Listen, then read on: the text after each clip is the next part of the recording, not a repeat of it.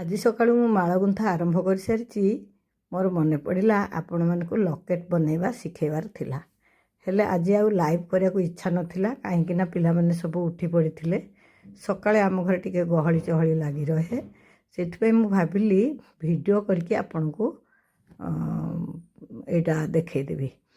ଗୋଟିଏ ବଡ଼ ସୂତାରେ ଦୁଇ ପରସ୍ତ କରିକି ଛୁଞ୍ଚି ଲଗେଇଦେଲି, ଆଉ ସେମିତି ଦୁଇ ପରସ୍ତ ଥିବା ଅବସ୍ଥାରେ ହିଁ ତା ଦେହରେ ଗଣ୍ଠି ପକାଇ ସେତିକ ଫୁଲ ମୁଁ ଗୁନ୍ଥିଥିଲି। ତାପରେ ଦୁଇଟା ଛୋଟ ଛୁଞ୍ଚି ଆଣିଲି, ଆଉ ଛୋଟ ଛୋଟ ସୂତା ଦୁଇ ଖଣ୍ଡ ଭର୍ତ୍ତି କରିକି ସେଇ ସୂତାରେ ବି ମୁଁ ଗଣ୍ଠି ପକାଇଦେଲି। ଗଣ୍ଠି ପକାଇଲା ପରେ ଆଗ ଗୋଟିଏ ଗେଣ୍ଡୁ ଫୁଲ ଦେଲି, ତାପରେ ଗୋଟିଏ ସୁଗନ୍ଧରାଜ ଫୁଲ ଦେଲି, ଆଉ ଏ ଫୁଲ ଦୁଇଟା ଆଗ ମୁଁ ଓଲଟ ବାଗିଆ ଦେଇଥିଲି। ପ୍ରାୟ ଆପଣମାନେ ଲକ୍ଷ୍ୟ କରିଥିବେ ମୁଁ ଲକେଟ୍ରେ ସବୁବେଳେ ଓଲଟା ବାଗିଆ ଫୁଲ ଦିଏ, ଆଉ କିନ୍ତୁ ହାରରେ ତାକୁ ସିଧା କରିଦିଏ, କାହିଁକିନା ମଝିରେ ଯେଉଁ ଫୁଲଟି ରହେ ସେଇଠୁ ହିଁ ସିଧା କରିବା ଆରମ୍ଭ କରେ। କିଛି ମଲ୍ଲି ଫୁଲ ବି ଥିଲା, ତାକୁ ବି ବ୍ୟବହାର କରିବା ମୋର ଲକ୍ଷ୍ୟ ଥିଲା। ସେଥିପାଇଁ ମୁଁ ଗୋଟେ 3 ଟକିଆ ଥୋପା କରିକି 3ଟା ମଲ୍ଲି ଫୁଲ ଦେଇକି ସେ ସୁଗନ୍ଧରାଜ ପରେ ଦେଇଦେଲି, ଯାହାଦ୍ୱାରା କି ସେ ଡେମ୍ଫଟା ସେଇଠି ଆଡ଼ଜଷ୍ଟ ହେଇଗଲା। ଆଉ ତାପରେ ପୁଣି ମୁଁ ଗୋଟେ ଗୋଟିକିଆ ଥୋପା ମନ୍ଦାର ନେଲି। ସେ ଥୋପା ମନ୍ଦାରଟା ନେଲା ପରେ ମନ୍ଦାରଟା ସବୁବେଳେ ଢଳିଯାଏ, କାହିଁକିନା ତା'ର ଫୁଲଟା ଯେତେବେଳେ ଫୁଟିଯାଏ, ଏବେ ଟିକେ କଢ଼ ଅଛି, ସମୟ 7ଟା ଭିତରେ, ସେଥିପାଇଁ କଢ଼ ଥିଲା, ସେଇଟା ଫୁଟିଯାଏ। ଫୁଟିଗଲା ପରେ କ'ଣ ହୁଏ, ମାଳଟା ଟିକେ ଅବାଗିଆ ହେଇଯାଏ। ସେଥିପାଇଁ ମୁଁ ପ୍ରତ୍ୟେକ ମନ୍ଦାର ଗୁନ୍ଥିଲା ପରେ ଗୋଟେ ମଲ୍ଲି ବା ଗୋଟେ କିଛି ଫୁଲ ଜାମ୍ ଦେଇଦିଏ। ଏଇଠି ଦେଖନ୍ତୁ 3ଟା ଯାକ ମୋର ପ୍ରସ୍ତୁତ ହେଇଗଲା, ଏତିକି ଲେଖା ଗୁନ୍ଥିଲି। ଆଉ ମଝି ଥୋପାଟା ସବୁବେଳେ ଟିକେ ଅଧିକ ଲମ୍ବା କରେ, ମୁଁ ଏଇ ମାପ କଲାବେଳେ ମୋତେ ଟିକେ କମ୍ ଲମ୍ବା ଲାଗିବାରୁ ମୁଁ ମଝି ଯେଉଁ ଲକେଟ୍ ପାଇଁ କରିଥିଲି ମଝି ସୂତାରେ, ସବୁଠୁ ବଡ଼ ସୂତାରେ ଆଉ ଗୋଟିଏ ସୁଗନ୍ଧରାଜ ଦେଇଥିଲି। ଦେଖନ୍ତୁ 2ଟି ସୁଗନ୍ଧରାଜ ଦେଲି, ତାପରେ ସେ ଫୁଲମାନଙ୍କ ଭିତରୁ ସବୁଠୁ ବଡ଼ ମନ୍ଦାରଟେ ମୁଁ ଆଣିଲି। ଫୁଲ ଭିତରେ ବି ତ ଛୋଟ ବଡ଼ ଥାଏ ନା, ଯେଉଁ ମନ୍ଦାରଟା ଆପଣଙ୍କୁ ସବୁଠୁ ବଡ଼ ଲାଗିବ ସେଇଟାକୁ ହିଁ ଆପଣ ଆଣିବେ। ଆଣିଲା ପରେ ପ୍ରଥମେ ମୁଁ ଯେଉଁ ଲମ୍ବା ସୂତାଟା ଲଗେଇଛି ଦୁଇ ପରସ୍ତିଆଟା, ସେଇଟା ଆଣିକି ଏତିକି ବାଟ ଗଳେଇକି ଗୋଟେ ମନ୍ଦାର ତାକୁ ଛାଡ଼ିଦେଲି। ତାପରେ ଛୋଟ ଛୁଞ୍ଚିରେ ଯେଉଁ ଗଳେଇଥିଲି ତାକୁ ବି ସେଇ ମନ୍ଦାର ଦେଇକି ପାସ୍ କରେଇଲି, ଆଉ ସେଇଟା ପୁରା ଭିଡ଼ି ନେଲି। ଦେଖନ୍ତୁ ସେଇଟା ପୁରା ଭିଡ଼ି ନେଲି। ଭିଡ଼ି ନେଇକିରି ସେ କାଳେ ବାଉଳା ହେଇଯିବ ବୋଲି ତା ଦେହରେ ମୁଁ ଗୋଟେ ଲେଖା ମଲ୍ଲି ଫୁଲ ଜାମ୍ ଦେଇଥିଲି। ସେମିତି ନ କଲେ ବେଳେବେଳେ ସୂତା ଗଣ୍ଠି ହେଇଯାଏ, ବାଉଳା ଚାଉଳା ହେଇଯାଏ। ଜାମ୍ ଦେଇକିରି ମଲ୍ଲି ଫୁଲଟା ଜାମ୍ ଦେଲା ପରେ ସୂତାଟାକୁ ବାହାର କରିଦେଲି, ଛୁଞ୍ଚିଟାକୁ ବାହାର କରିଦେଲି। ଆଉ ସେ ଛୋଟିଆ ଖଣ୍ଡେ ସୂତା ରହିଲା, ପୁଣି ଆରପଟ ଯେଉଁ ଛୋଟଟା ଗୁଣ୍ଠିଥିଲି ତାକୁ ବି ସେଇ ଗୋଟିଏ ମନ୍ଦାର ଦେଇକି ପାସ୍ କରିଲି, ସେଠି ବି ଗୋଟେ ଜାମ୍ ଦେଲି। ଆଉ ସେ ଛୁଞ୍ଚି ସୂତାରୁ ଛୁଞ୍ଚିକୁ ବି କାଢ଼ିଦେଲି। ତାପରେ ଯେଉଁ ଟିକେ ଫାଙ୍କା ରଖିଥିଲି ବଡ଼ ସୂତାଟା, କାହିଁକି କହିଲେ ଏଇ ଦୁଇଟା ଗୁନ୍ଥିଲା ବେଳେ ଅସୁବିଧା ହେବ, ସେ ବଡ଼ ସୂତାକୁ ଭିଡ଼ିକି ସମାନ କରିଦେଲି। ସେ ବଡ଼ ସୂତାକୁ ଭିଡ଼ି ସାରିଲା ପରେ ପୁଣି କ'ଣ କଲି, ଏଇ ଛୋଟ ସୂତା ଦୁଇଟାକୁ ଦେଖନ୍ତୁ ଭିଡ଼ିକି ସମାନ କରିଦେଲି। ଦେଖିପାରିଲେ ତ 3ଟା ଯାକ ପୁରା ଗୋଟିଏ ଫୁଲ ଦେହରେ କେମିତି ଲାଖିଗଲା।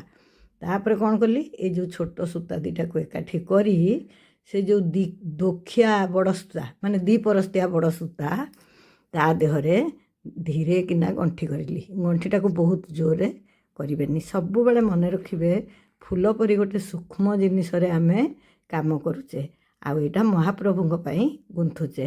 ଯେତେ ଏକାଗ୍ର ହେଇକି ଯେତେ ସୂକ୍ଷ୍ମ ଭାବରେ ଆମେ ସେ କାମ କରିବା, ଧୀର ସ୍ଥିରରେ କାମ କରିବା, ମାଳଟି ସେତେ ସୁନ୍ଦର ହେବ।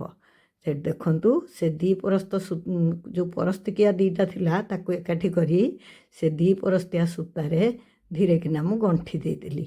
ଗଣ୍ଠି ଦେଲା ପରେ ବେଳେବେଳେ ମୁଁ ସେଇ ସବୁ ଅସୁବିଧାର ସମ୍ମୁଖୀନ ହେଇଛି, ସେଇଥିପାଇଁ ମୁଁ ଆପଣମାନଙ୍କୁ କହୁଛି। ସେଠି ଧୀରେ କିନା 2ଟା ଗଣ୍ଠି ଦେବେ, ତାପରେ ଭଲ ରକମ ଲକ୍ଷ୍ୟ ରଖିବେ, ଏଗୁଡ଼ା ଆଦୌ ତରବରିଆ କାମ ନୁହେଁ।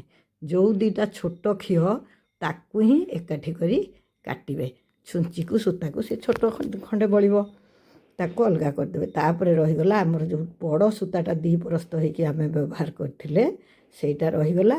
ଲକେଟ୍ ପ୍ରସ୍ତୁତ ହେଇଗଲା, କିନ୍ତୁ ଆମର ମାଳ ଗୁନ୍ଥା ହେଇନାହିଁ। ସେଥିରେ ଲକେଟ୍ଟି ଏବେ ଲାଖି ରହିଲା ସେଇ 2 ପରସ୍ତିଆ ସୂତା ଦେହରେ। ଏବେ କ'ଣ କରିବା, ଲକେଟ୍କୁ ଗୋଟେ ପାଖକୁ ସାଇଡ଼୍ କରିକି ରଖିଦେଇକି ବିଛେଇ ଦେଇକି, ଏ ଦେଖନ୍ତୁ ଏଇ ଯେଉଁ ବଡ଼ ସୂତାଟା 2 ପରସ୍ତ ହେଇଛି ତା ଦେହରେ ଛୁଞ୍ଚିଟି ପଶିକି ଅଛି, ତାକୁ 2 ଭାଗ କରିବା। ଏଇଟା ମୁଁ ପ୍ରତ୍ୟେକ ମାଳରେ କରେ, ଯେଉଁଠି ଗୋଟେ ସେରା ମାଳ କରେ, ମାନେ ଗୋଟେ ସେରା ଲକେଟ୍ କରେ, ସେଥିରେ ବି କାଟିକି 2 ଭାଗ କରିଦିଏ।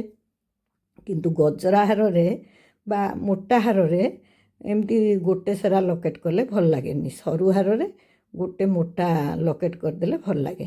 ଆଜି ଏ ମାଳଟା ବହୁତ ସହଜ ଥିଲା କିନ୍ତୁ ମୋଟା ଥିଲା, କାହିଁକିନା ଆଜି ବହୁତ ସୁଗନ୍ଧରାଜ ବି ଫୁଟିଥିଲା, ବହୁତ ଥୋପା ମନ୍ଦାର ବି ଫୁଟିଥିଲା। ଏଇଟା ଟିକେ ମୋଡ଼ି ହେଇଯାଇଛି, ତାକୁ ସବୁବେଳେ ଏମିତି ବୁଲେଇ ଦେବେ, ସେ ମନକୁ ହିଁ ଫିଟିଯିବ।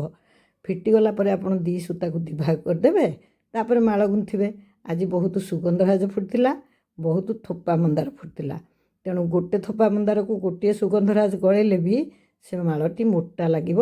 ଆଉ ଟଗର ବା ମଲ୍ଲି ଫୁଲରେ ଗଜରା ଗୁନ୍ଥିଲେ ଯେମିତି ଲାଗେ, ଏଇଟା ଗୋଟିକିଆ ଗଳେଇଲେ ବି ସେମିତି ସୁନ୍ଦର ଲାଗିବ। ଆଉ ମାଳ ବହୁତ ଶୀଘ୍ର ଉଠିଯିବ। ବଡ଼ ବଡ଼ ଫୁଲ ଗୁଡ଼ା ଖାଲି ଗଳେଇ ନେବେ ଆଉ। ତେଣୁ ମୁଁ ସାଙ୍ଗେ ସାଙ୍ଗେ ଏଇଟା କରିଦେଲି। ଏପଟ ସେପଟ ମାନେ ଗୋଟେ ପଟ ଆପଣ ସାରିଦେବେ, ତାପରେ ଆର ପଟଟା ଧରିବେ। ଦେଖନ୍ତୁ ମୁଁ ବି ଦେଖେଇ ଦେଉଛି, ସବୁ ହାଲକା ଫୁଲକାରେ କରିବେ, କିନ୍ତୁ ମନ୍ଦାର ପରେ ଯେଉଁ ସୁଗନ୍ଧରାଜଟା ଦେବେ ତାକୁ ଧୀରେ କିନା ଟିକେ ଚାପି ଦେବେ। ଆଉ ଟିକେ ପରେ ଦେଖିବେ ମନ୍ଦାର ଫୁଲ ଗୁଡ଼ିକ ଫୁଟିଯିବ, ଆଉ ହାରଟି ବହୁତ ଚମତ୍କାର ଦେଖାଯିବ। ନା ଟିକେ ସକାଳ ବୋଲି ଫୁଟିନି। ଏମିତି ଗୁନ୍ଥି ଗୁନ୍ଥି ଗୋଟେ ପଟ ସାରିଲି, ତାପରେ ଆର ପଟଟା ବି ମୁଁ ସାରିଦେଲି। ଏଥିରେ କ'ଣ ଅଛି ଯେ ମୁଁ କାହିଁ ଆପଣମାନଙ୍କର ଅଧିକ ସମୟ ନେବି, ସେଥିପାଇଁ ମୁଁ ସେଠି ଆରମ୍ଭ କରିବାଟା ଦେଖେଇଦେଲି। ଏପଟ ଗୁନ୍ଥିଲି ସେପଟ ଗୁନ୍ଥିଲି। କେତେଟା ମଲ୍ଲି ଫୁଲ ବଳି ଯାଇଥିଲା, ତାକୁ ପୁଣି କାହିଁ ଛାଡ଼ିବି। ଦେଖିଥିଲି 6ଟା ମଲ୍ଲି ଫୁଲ ବଳିଛି। ସେପଟେ 3ଟା ଦେଇଦେଲି, ଏପଟେ 3ଟା ଦେଇଦେଲି। ମାଳ ପୁରା ସମାନ ହେଇଗଲା, ସବୁ ଫୁଲ ସରିଗଲା। ଛୁଞ୍ଚି କାଢ଼ିଦେଲି। ମାତ୍ର ଦେଖନ୍ତୁ ଏଇଠି ମାଳ ଏପଟେ ବି ଟିକେ ସୁଗନ୍ଧରାଜ ଟିକେ ବଳି ପଡ଼ିଥିଲା। ମନ୍ଦାର ଦେଲା ପରେ ଗୋଟେ ଗୋଟେ ଆଉ ସୁଗନ୍ଧରାଜ ଦେଇଦେଲି, 3ଟା ମଲ୍ଲି ଦେଇଦେଲି। ମାଳ ପୁରା ସମାନ ହେଇଗଲା, ଲକେଟ୍ ବି ଠିକ୍ଠାକ୍ ହେଇଗଲା। ଆଉ ବଳିଥିଲା ମୋର ଗୋଟେ ନା 2ଟା ମାତ୍ର ସୁଗନ୍ଧରାଜ। ସବୁ ଫୁଲ ପୁରା ସମାନ ହେଇକି ଗୁନ୍ଥି ହେଇଗଲା। ହେଇଠି ଦେଖନ୍ତୁ କେମିତି ଲାଗୁଛି ମାଳଟା। ଯେତେବେଳେ ଫୁଲ ଗୁଡ଼ିକ ଫୁଟିଯିବ ସେ ମାଳ ଆହୁରି ସୁନ୍ଦର ଦେଖାଯିବ। ଆଜି ପିଲାମାନେ ଭାରି କାମ ବ୍ୟସ୍ତ ଥିଲେ, କ'ଣ ଗୋଟେ ସ୍ପେଶାଲ ଜଳଖିଆ ବୋଧେ କରୁଛନ୍ତି। ମୁଁ ସେଥିପାଇଁ ଏଇଟା ଭିଡ଼ିଓ କରିକିରି କଲି, ମାନେ ଷ୍ଟାଣ୍ଡରେ ଲଗେଇକି। ସେଥିପାଇଁ ଏତେ ଟିକେ କ୍ଲିଅର୍ ଦେଖେଇ ପାରୁନି। ତଥାପି ଦେଖନ୍ତୁ ଏଇଠି ଯେଉଁ ଲକେଟ୍ଟା ତ ଏଇଟା, ଆଉ ସାଇଡ଼୍ 2ଟା ତ ଖାଲି ଗୋଟିକିଆ ଗଳା ହେଇଛି। ଆଉ ଏଇଆ କରିକି ମୁଁ ତାକୁ ଗୋଟେ ଜାଗାରେ, ସେମାନେ ତ ସିଆଡ଼େ ପୂଜା କରୁଥିବ, ଜଣେ ଜଣେ ଜଳଖିଆ କରୁଥିବ, ମୁଁ ଆଉ ଗୋଟିଏ ହେଇଠି ସୁଗନ୍ଧରାଜ ବଳିଥିଲା, ତାକୁ ମୁଁ ସଜାଡ଼ିକି ଠିକ୍ ସେ ଜାଗାରେ ଧରିକି ଠାକୁର ଘର ଦୁଆର ମୁହଁରେ ଥୋଇଦେଲି ବି। ସେମାନେ ମାଳ ଲଗେଇବେ ବୋଲି ଭାବିଲା ବେଳକୁ ଦୀପ୍ତି ସିଆଡ଼ୁ ଆସିଲା, ଆଉ କହିଲା ଦିଅ ବୋଉ ମୁଁ ଲଗେଇଦେବି ଠାକୁରଙ୍କୁ। କହିଲା ମାଳ କେମିତି କରିଛ ଆଜି? ମୁଁ କହିଲି ଦେଖୁନୁ ତୁ ନିଜେ ଉଠେଇକି ଦେଖେ, ତାଦ୍ୱାରା ଆପଣମାନେ ବି ଟିକେ ଭଲରେ ଦେଖିଦେବେ। ମୁଁ ଭିଡ଼ିଓ ଯେଉଁ କରିକି ଷ୍ଟାଣ୍ଡରେ କରିଥିଲି ତ, ଦେଖନ୍ତୁ ସେଇଟା ହେଲା ମାଳ, ଆଉ ଏଇଟା ହେଲା ତା'ର ଲକେଟ୍। ସିଏ ପୁଣି ଥରେ ଭଲରେ ଆପଣମାନଙ୍କୁ ଦେଖେଇ ଦେଉଛି। ଆଉ ସିଏ ବି କହିଲା ନାଇଁ ବୋଉ ମାଳ ଭଲ ହେଇଛି। ସବୁବେଳେ ମୋ ପିଲାମାନେ ପ୍ରଶଂସା କରନ୍ତି, ଆଉ ନେଇକି ଠାକୁରଙ୍କୁ